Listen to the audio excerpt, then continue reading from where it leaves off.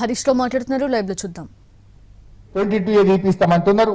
Congress party MLA ఏజెంట్లు వచ్చి మా కాలనీలో తిరుగుతా ఉన్నారు, కొంతమంది అమాయకులు ఇస్తున్నారన్న అని చెప్తా ఉన్నాడు. ఇది రాష్ట్రంలో జరుగుతున్నటువంటి పాలన. నేను మీ అందరికి మనవి చేసేది ఒక్కటే, మీకు మంచి ఎమ్మెల్యే గారు మీ ఇంట్లో ఒక కుటుంబ సభ్యుల్లాగా, మీలో ఒకటిలాగా తలలో నాలుకలాగుండే ఎమ్మెల్యే కృష్ణారావు గారు ఉన్నారు. మీరెవ్వరూ అధైర్యపడాల్సిన అవసరం లేదు. ఒక్క రూపాయి కూడా మీరు ఎవరికి ఇవ్వద్దు. బ్రోకర్లను ఆశ్రయించకండి. ఈ ప్రభుత్వం మెడలు వంచి మీ ఆస్తుల్ని కాపాడే బాధ్యత మాది.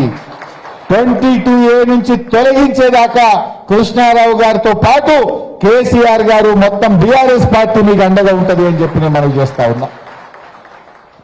7వ తారీఖు నుంచి అసెంబ్లీ స్టార్ట్ అవుతుంది. 7లోగా ఇవన్నీ కూడా 22A నుంచి తొలగించకపోతే అసెంబ్లీని స్తంభింపజేసి దద్దరిల్లింపజేసే విధంగా మీ పక్షాన పోరాటం 22A నుంచి తొలగించేదాకా మీకు అండగా ఉంటామని చెప్పి కూడా మనవి చేస్తా ఉన్నా.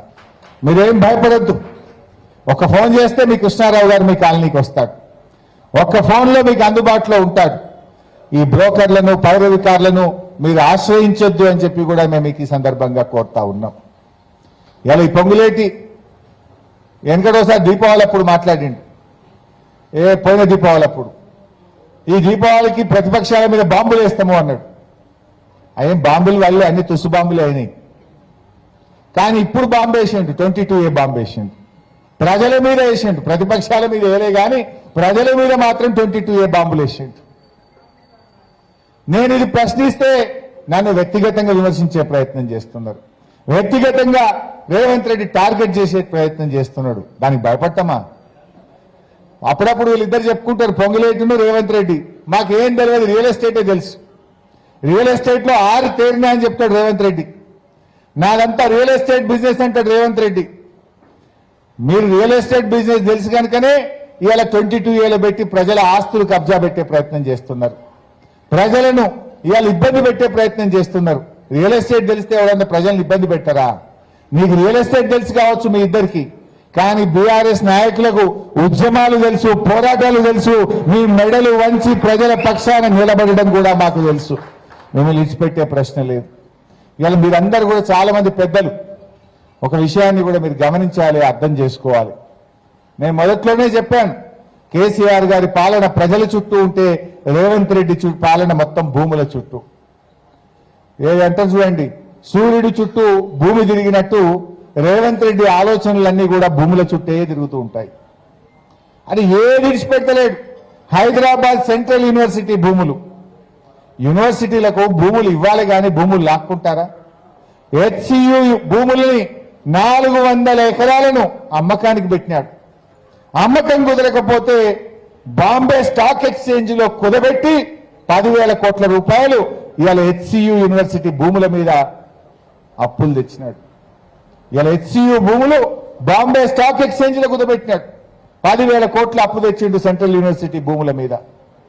ఇదే మేడ్చల్ మల్కాజిగిరి జిల్లా, రంగారెడ్డి జిల్లాలో 9,000 ఎకరాల భూములు బాంబే స్టాక్ ఎక్స్చేంజ్ లో కుదబెట్టి బ్రోకర్లకు 700 కోట్ల రూపాయలు లంచం ఇచ్చి 10,000 కోట్ల రూపాయలు రంగారెడ్డి మేడ్చల్ భూములను HMDAలో భాగంగా కుదబెట్టి 10,000 కోట్ల రూపాయల అప్పులు తెచ్చిండు. అంటే రంగారెడ్డి మేడ్చల్లో 9,000 ఎకరాలు కుదబెట్టిండు, సెంట్రల్ యూనివర్సిటీ 400 ఎకరాలు కుదబెట్టిండు, 20,000 కోట్ల రూపాయల అప్పులు తెచ్చిండు. 30,000 కోట్ల రూపాయల భూములు అమ్మిండు. భూములు అమ్ముడు, భూములు కుదబెట్టుడు. అగ్రికల్చర్ యూనివర్సిటీలో 200 ఎకరాల భూములు లాక్కున్నాడు. ఉర్దూ యూనివర్సిటీలో 50 ఎకరాల భూములు లాక్కున్నాడు. పాలిటెక్నిక్ కాలేజీలు 59 పాలిటెక్నిక్ కాలేజీలు రాష్ట్రంలో ఉంటే ఆ ఆస్తులను కూడా ఇప్పుడు బ్యాంకుల్లో కుదబెట్టి దాన్ని ప్రైవేట్ యూనివర్సిటీకి కట్టబెట్టి ఆ భూములను కూడా ప్రైవేట్ వ్యక్తులకు అమ్ముకునేటువంటి ప్రయత్నం చేస్తున్నాడు. ఏది ఇచ్చిపెట్టలేడు. యూనివర్సిటీ భూములు వదిలేడు, కాలేజీల భూములు వదిలేడు, చివరికి ప్రజల భూములు వదిలేడు, ప్రభుత్వ భూములు వదిలేడు, కూకట్పల్లి హౌసింగ్ భూములు వదిలేడు. పొద్దున్న లేస్తే భూముల చుట్టే తిరుగుతా ఉన్నారు. ఇది ఇలా ఆలోచించాలి, ఎటువైపు పోతుంది ఈ రాష్ట్రం. ఈ హైదరాబాద్ ఇమేజ్ దెబ్బతినకుండా ఇలా కాపాడుకోవాల్సినటువంటి అవసరం ఉంది.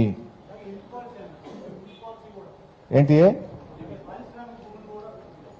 పారిశ్రామిక భూములను హిల్టా అది కూడా ఇంకా అట్లా చెప్తూ ఇది కూడా మంచి గుర్తు చేసినారు మిత్రుడు. Yes yes I will explain. Health policy, ఆ హిల్ట్ పాలసీ ఏంటో మీకు తెలుసు. ఇలా ఈ చుట్టుపక్కల జీడిమెట్ల కానీ సనత్ నగర్ కానీ కొన్ని పారిశ్రామిక కార్యాలయాలు ఉన్నాయి, కంపెనీలు ఉన్నాయి. దాన్ని కూడా అమ్మే కార్యక్రమం పెడుతున్నాడు 50-50. ఇప్పుడు అక్కడ కుకట్పల్లిలో ఉండే ప్రజలు అక్కడ ఉద్యోగాలు చేస్తున్నారు, కార్మికులుగా పనిచేసి ఇక్కడ జీవిస్తున్నారు. ఇప్పుడు ఆ ఫ్యాక్టరీలను మీరు అపార్ట్మెంట్లు కట్టుకోండి, రియల్ ఎస్టేట్ బేరాలు చేయండి అంటే ఫ్యాక్టరీలు మూతపడితే కొన్ని లక్షల ఉద్యోగాలు కోల్పోయే